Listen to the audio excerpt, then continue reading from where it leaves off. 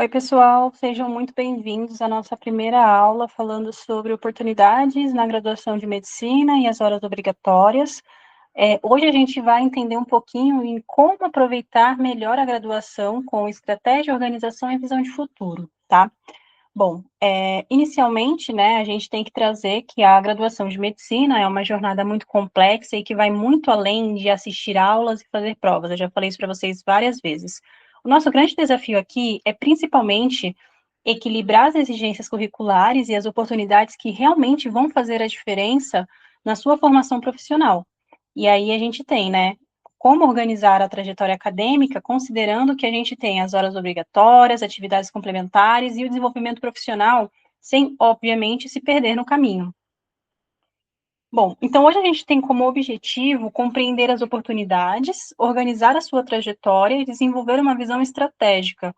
Tudo isso pensando que não basta cursar medicina, é preciso construir uma trajetória de excelência, né? Bom, então a gente vai perguntar, vamos começar, né, com uma pergunta, que é a pergunta que muda tudo.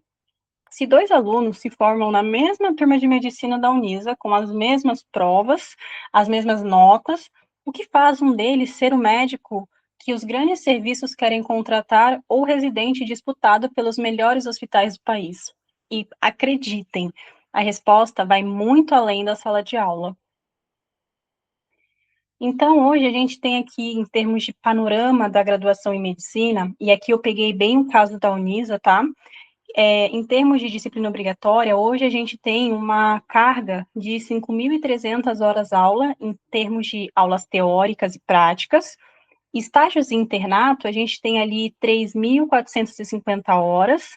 Em termos de projeto, que envolve atividades complementares, eletivas e extensão, a gente tem, ao todo, 80 horas eletiva, aliás, 80 horas complementares como carga obrigatória, 60 horas de eletiva e 850 horas de extensão, sendo que dessas a gente tem 370 horas para cumprir extra, extra grade, além do TCC, que tem 60 horas dentro da nossa grade do curso. Ou seja, em termos de curso de medicina Unisa, a gente vai ter uma carga horária geral, né, total, de 8.469 horas. E eu sei que aí bate um desespero, que é muita hora, que não dá tempo, mas calma, calma que dá. Bom, quando a gente fala de oportunidades na graduação de medicina, a gente tem que são, basicamente, atividades não obrigatórias, mas institucionalmente reconhecidas, que podem estar vinculadas à universidade ou não, e elas vão complementar a sua formação prática, científica e humanística. E você pode estar se perguntando, Giovana, para que serve? Bom, primeiro, aprofundar o seu conhecimento na sua área de interesse, seja ela qual for, para quando você se formar, a, a desenvoltura, né, de habilidades clínicas muito mais cedo, e isso é a vantagem de começar mais cedo, a construção de currículo sólido e essencial no que tange, né, a residência médica, e não só a residência médica, mas a sua atuação enquanto médico. A gente vai ter a exposição a diferentes especialidades antes da sua escolha profissional, ou seja, abre aquele leque de opções para você escolher algo que realmente esteja alinhado com o seu objetivo de vida. Gerar rede de contato com docentes, pesquisadores e profissionais, e isso abre muitas portas. Formar competências transversais, como a liderança, trabalho em equipe e comunicação, que sim, gente, elas são importantes não só na teoria, na prática também. Fomentar a produção científica, estimular uma visão ampliada de saúde coletiva e, assim, no geral, é formar o médico de excelência. E por que que elas são importantes? Primeiro, a graduação sozinha, ela não vai cobrir toda a complexidade das competências exigidas na sua prática médica. Você vai ter avaliação dessas competências e dessas oportunidades em algumas provas de residência. Elas antecipam as suas vivências, né, ou vivências que você só teria no internato, e aí a gente pode trazer, por exemplo, as oportunidades que a Liga dá com experiência 360, de você estar na sala de cirurgia antes, né, do que você estaria na graduação propriamente dito. A gente tem um favorecimento da diferenciação acadêmica e maturidade profissional, ou seja, você vai amadurecer em termos de não só conteúdo, mas postura, comunicação e outras habilidades muito mais cedo, e elas permitem que você teste interesses em diferentes áreas, assim evita que você faça uma escolha de residência ou de atuação profissional que você vai se arrepender num futuro. E esse futuro nem fica tão longe assim, tá? Então, aqui eu trouxe mais ou menos alguns ramos do que a gente chama de oportunidades extra-sala. A gente tem uma gama muito grande de coisas, então é importante que vocês escolham algo que de fato vai fazer vocês felizes, tá? Não escolham alguma coisa só por, ai, porque dá dinheiro, ai, porque minha mamãe pediu. Gente, o negócio é conexão. Escolham algo com a qual vocês se conectem e vocês queiram trabalhar todos os dias da sua vida depois que você se formar. Então, aqui eu trouxe aqui algumas das principais oportunidades na graduação. A gente tem a iniciação científica, ligas acadêmicas, extensão, monitoria. Essa daqui, gente, são assim as principais que o pessoal mais engaja, mas o ponto central é: isso só basta? Minha resposta é clara: não. Por que não, Giovana? Eu trouxe aqui para vocês uma partezinha bem inicial das diretrizes curriculares nacionais do curso de graduação em medicina. E olha que interessante o que eles trazem em termos de perfil do formando egresso profissional. Eles querem um médico não só. Mano, 1 hora da manhã, uma formiga assim na minha mesa. Perdão. Um médico com formação generalista, humanística, crítica e reflexiva, capacitado a atuar pautado em princípios éticos no processo de saúde e doença em seus diferentes níveis de atenção, com ações de promoção, prevenção, recuperação e reabilitação à saúde, na perspectiva da integralidade da assistência, com senso de responsabilidade social e compromisso com a cidadania, como promotor da saúde integral do ser humano.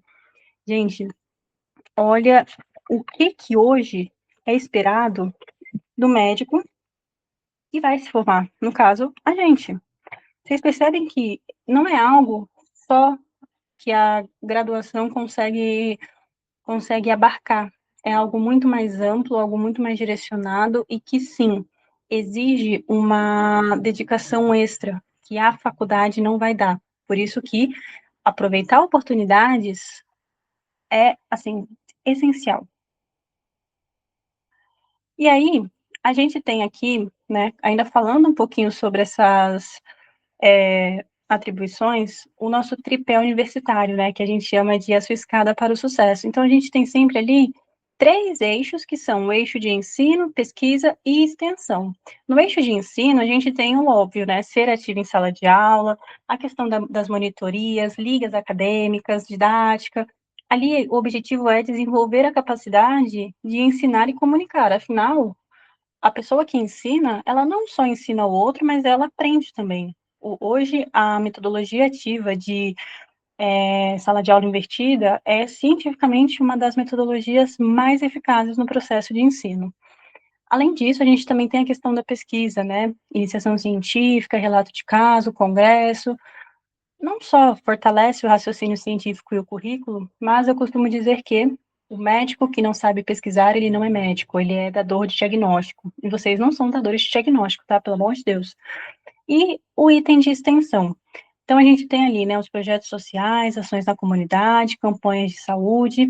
Isso é o que a gente vai ter de mais forte no que tange conectar a universidade com a sociedade. Desenvolve empatia? Sim, mas o ganho real, quem tem é quem está recebendo o cuidado. Nós, é óbvio, somos agentes de mudança a todo momento, mas a mudança mais forte que a gente vai ter é daquela sociedade, daquela comunidade que vai estar recebendo o cuidado. Então, assim, a extensão, ela nunca deve ser algo a ser deixado de lado. Infelizmente, muitas vezes a gente acaba tendo, né, ali o deslize ou a falta de carinho com a extensão, mas não deveria. Ela é uma ferramenta de ensino muito, muito forte, tá? E aí, vem aquele ponto, né? Como aproveitar melhor a graduação em medicina sem se perder nas exigências de carga horária e nas oportunidades que podem fazer a diferença na formação do currículo? Como eu já trouxe, né, até o presente momento, a graduação ela oferece sim um leque muito amplo de experiências que vão muito além da sala de aula. O desafio aqui é principalmente equilibrar as exigências curriculares com as oportunidades de crescimento pessoal e profissional, construindo, é claro, uma trajetória acadêmica, estratégica e significativa. Significativa para quem, Giovana? Não só para você, mas para a comunidade que vai ser atendida por você no futuro. E aí eu trouxe aqui para vocês algumas oportunidades por ciclo da graduação, nesse caso aqui, dentro da universidade. Então, o que você pode fazer dentro da universidade que vai, de fato, agregar para a sua formação? No ciclo básico, que eu acredito que a maioria de vocês, temos ligas acadêmicas, a LAIMED, né, modéstia à parte, temos monitorias, oportunidades de iniciação científica. Aqui eu trouxe novamente as ligas acadêmicas como diretoria ou membro. A primeira era ouvinte, né, primeiro aninho, mas também como diretoria ou membro. Projetos de extensão, congressos e eventos científicos, por mais que muita gente fale que não, congresso não é para ciclo básico, gente, é sim, pelo amor, façam congressos. E eventos também, né, claro. Temos as oportunidades para conselho de curso, né, isso daí não é muito divulgado, mas sim, acadêmicos, eles não só podem, como devem participar do conselho de curso. Temos a atlética também é uma parte importante, grupos de estudo e oportunidades de internacionalização. Aqui a gente tem dentro da Unisa, por exemplo, a IFMSA Brasil, mas também temos um órgão que ele cuida somente de internacionalização, tá? No ciclo clínico, a gente tem, novamente, as ligas acadêmicas, monitoria, pesquisa, e aqui eu estou falando de pesquisa clínica, né, voltado ali à experimentação, congressos e eventos científicos, estágios extracurriculares. Temos aqui um diferencial que são algumas certificações que, né, se a faculdade conseguir disponibilizar, e competências essenciais, gerenciamento de tempo, comunicação clínica, bioética aplicada, a internacionalização novamente e a oportunidade de estágios observacionais. Isso é o que a faculdade hoje oferece, tá? E no internato, que são os últimos anos, né, os rodízios avançados em emergência, clínica, cirurgia, GO, temos estágios optativos estratégicos também, né, que são ali nas unidades de referência, provas de residência, que é uma das partes mais importantes, que geralmente é onde você deve começar, de fato, a intensificar os seus estudos para residência. Eu poderia até ter colocado já no ciclo clínico também a questão do ENAMED, que agora é uma realidade para a gente, o portfólio, né, que você deve, né, começar a preparar, e eu vou falar disso na nossa próxima aula, que vai falar sobre preparação de currículo, mas o portfólio, ele deve ser iniciado no ciclo básico, óbvio, mas em termos de apresentação, você vai focar em apresentar ele no internato, tá? A internacionalização também, e congressos e eventos científicos. Isso aqui é o que hoje a gente tem dentro da universidade como oportunidades, mas temos também oportunidades extramuros. Então, por exemplo, no ciclo básico, a gente tem o trabalho voluntário, para ciclo básico ainda, cursos de suporte de vida, que é o suporte básico, primeiros socorros, isso aqui, gente, para residência, além de pontuar, vai te ajudar a salvar uma vida, né? Modéstia à parte é interessante. Em termos de cursos, o que é legal para desenvolver? Cursos de gestão, finanças, marketing médico, treinamentos em soft skills, né? Oratória, liderança, inteligência emocional, estudos de idioma, tem residência que pontua só para você ter certificação em inglês, tá? Participação em sociedades de especialidades médicas, então, tipo a Sociedade Brasileira de Cardiologia, Sociedade Brasileira de Neuro, de Nefro, é legal. O voluntariado, novamente, e competências. Aqui a gente está falando de competências voltadas à pesquisa, então, bioestatística. Esse R Python é para pesquisa, voltada ali à meta-análise e a leitura crítica de artigos. Isso para ciclo básico, tá? Em termos de ciclo clínico, a gente vai ter estágios extracurriculares, intercâmbio, voluntariado, certificações, e aqui a gente está falando do suporte avançado de vida, curso de interpretação de exames, porque nesse ciclo clínico faz muito sentido e, como eu estou no ciclo clínico, eu posso falar com propriedade, é requerido muito. Network com médicos e residentes, aliás, médicos, residentes e especialistas. Aqui é legal você já começar a se envolver em grupos de revisão para prova de residência, curso de comunicação clínica e bioética, e novamente voluntariado. Você sabe como voluntariado é um negócio importante, gente? Aparece várias vezes. E no internato, a gente vai ter estágios optativos estratégicos. Aqui a gente tem, por exemplo, o HC, que oferece uma experiência para você rodar uma semana, eu acho, em várias áreas. Isso, além de dar certificado, é muito legal. Temos a questão da pesquisa novamente, e aqui eu estou falando pesquisa fora, internacionalização, construção final do portfólio, em competências a gente vai ter as clássicas, tomada de decisão, liderança, principalmente voltado para APS e hospital. Vocês percebem uma coisa? Quanto mais avançado você fica no curso, menor as oportunidades. Por que isso? Porque menos tempo você tem. No internato, eu ia, sem sacanagem, colocar como oportunidades ou objetivos sobreviver, porque no internato não tem tempo nem de viver direito. Mas aproveitem o ciclo básico e clínico para desenvolver e aproveitar, é claro, o máximo de oportunidades que vocês conseguirem. Porque conforme o curso vai passando, além de você ter menos tempo, você tem mais responsabilidades. E assim, não dá para deixar para desenvolver tudo lá no internato, não dá conta, não dá tempo, ok? Então, como escolher bem as suas oportunidades? Primeiro, que eu coloquei algumas perguntas guias, né, para você saber o que você vai escolher fazer, qual que é o seu sonho de trabalho, no que você se imagina fazendo todos os dias da sua vida. Então, primeiro, isso que você quer fazer combina com o teu momento da graduação? Por exemplo, você está no seu primeiro ano, você vai fazer um curso sobre interpretação de eletrocardiograma. Faz sentido? Talvez não faça, porque você não teve o básico ainda, você não sabe nem, tipo, o básico. Se envolver em algo assim, só por fazer, não faça. Essa experiência agrega a minha formação, ou seja, é algo que vai me ajudar em alguma coisa, ou é só para cumprir grade? Eu vou conseguir participar com qualidade, que é aquela coisa, né? É melhor você não fazer do que fazer mal feito. Isso conta horas ou fortalece meu currículo, que também não vamos ser hipócrita e não pensar nisso, né? É importante pensar nisso também. E acho que uma das principais perguntas é: faz sentido com meus interesses futuros? E, gente, tá tudo bem você hoje ter uma ideia de especialidade ou de formação e lá no futuro mudar, mas para o seu momento atual, faz sentido? Se fizer, faça, ok? Então, o principal erro que a gente tem hoje, quando fala desse tema, é querer fazer tudo ao mesmo tempo, o que vai te dar cansaço, queda de rendimento, baixa profundidade nas atividades e acúmulo de pendências. Currículo forte não é currículo lotado, é currículo coerente. E assim, eu não falo sobre fazer mal feito porque eu nunca fiz, mas sobre se sobrecarregar, gente, eu sou a mestra nisso. E eu garanto para vocês que assim, no começo você dá conta, mas chega uma hora que você não dá, entendeu? Então assim, você vai ter que começar a priorizar e priorizem o que mais faz sentido para vocês.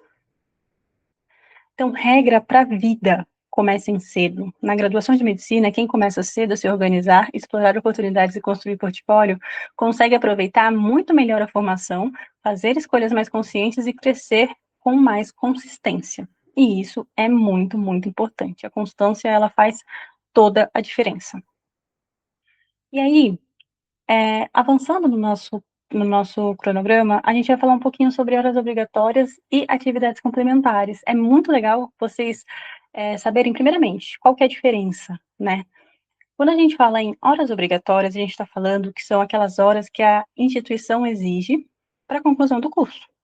Ou seja, aquelas 8.000 e pouquinhas horas que a gente tem, elas contemplam horas obrigatórias e horas complementares.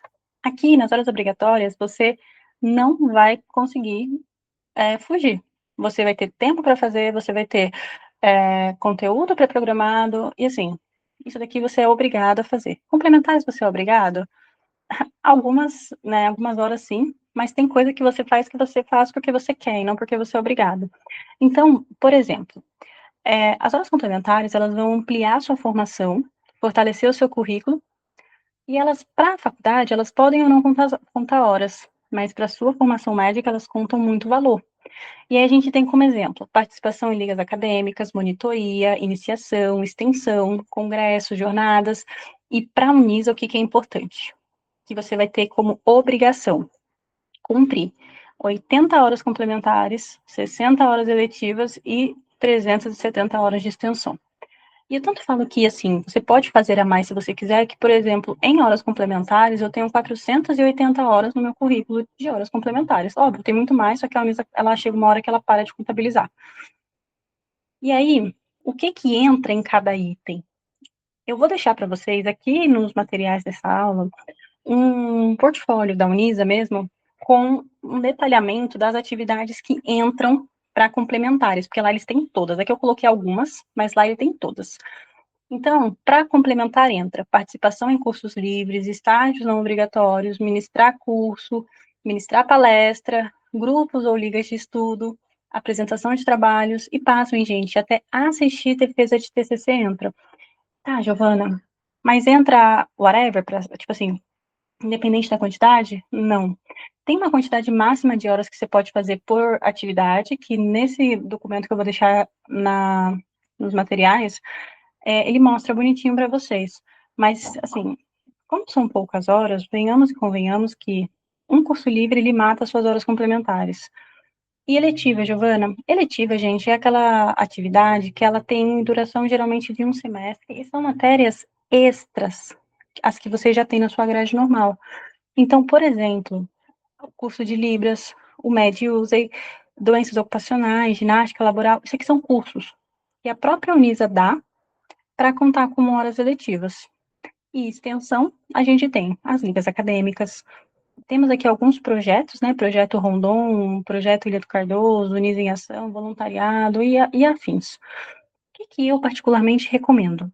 Eletivas e extensão, para não ter muita dor de cabeça, façam aquelas que a faculdade oferece.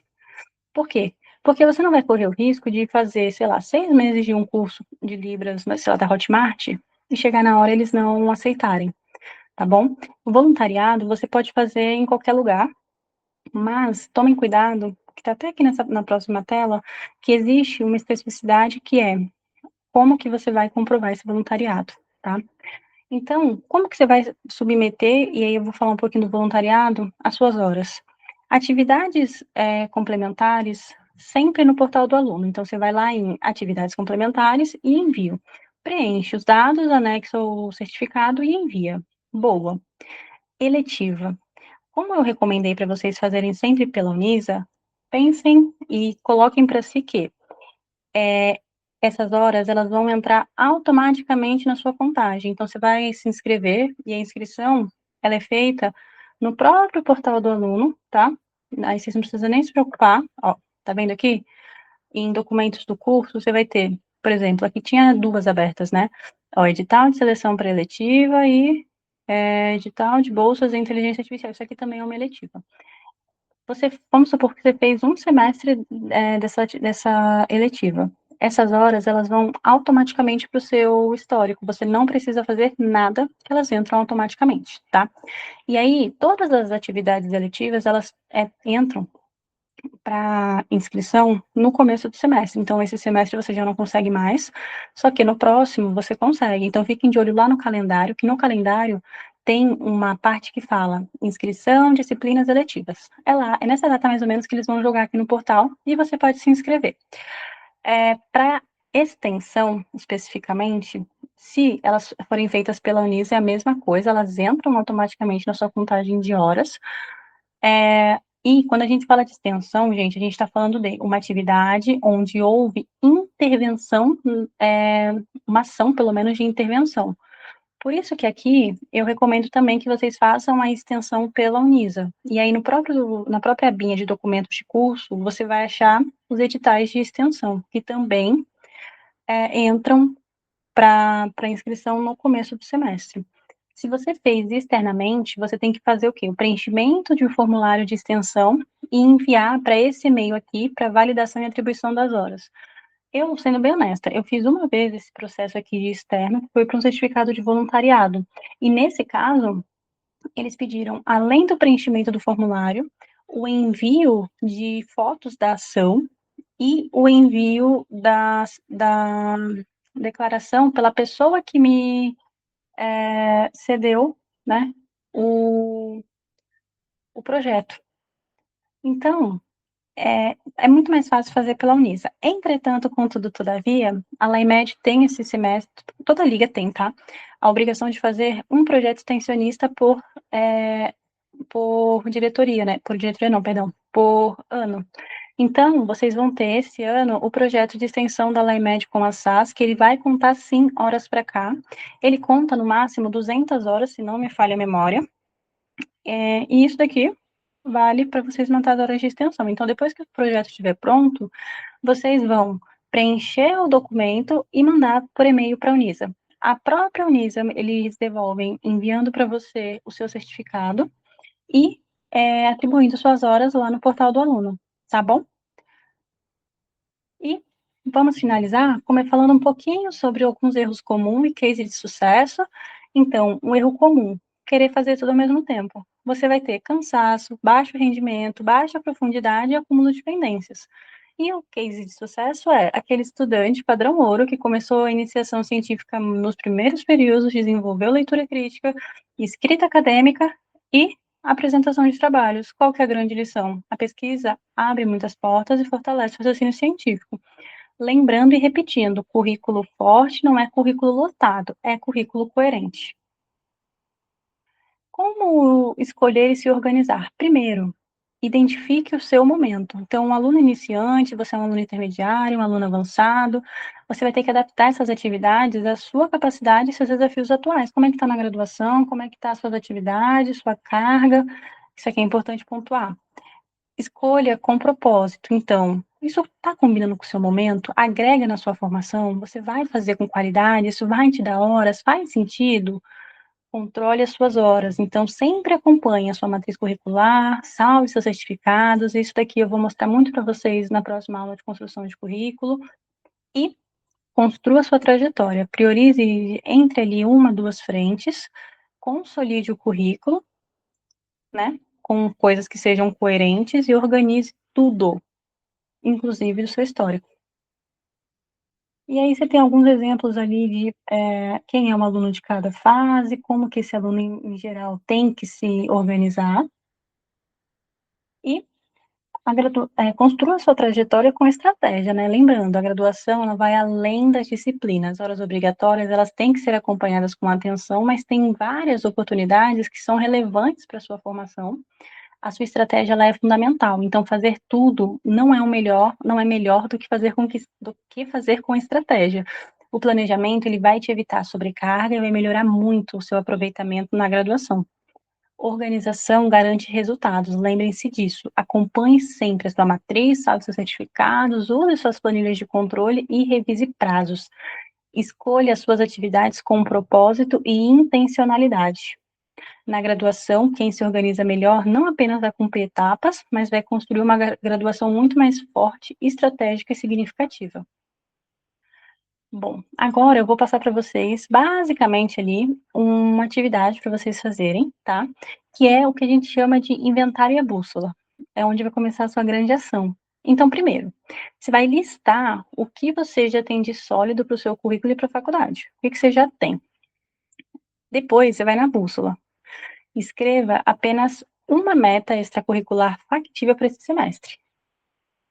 Então, por exemplo, me inscrever para uma monitoria, fazer um relato de caso, ou, se vocês quiserem, fica aí o convite, organizar uma aula da LAIMED.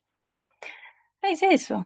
Você pode compartilhar aqui nos comentários o que você trouxe. Se não quiser compartilhar, tudo bem, só que pega essa sua meta factível e bota ela em prática esse semestre.